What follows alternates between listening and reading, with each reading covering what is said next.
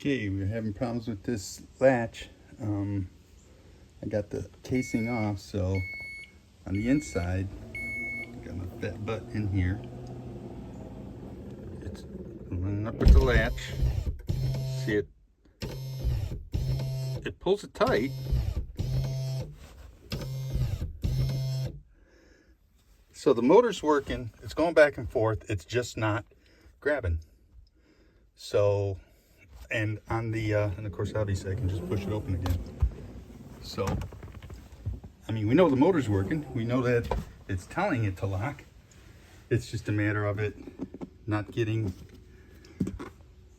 latched in here. And this outside latch, got it open. I mean, this thing, when I push it up with the screwdriver, you would think that it would lock in when it gets to a certain point. It would have its own way to lock, but it doesn't. It just keeps springing back.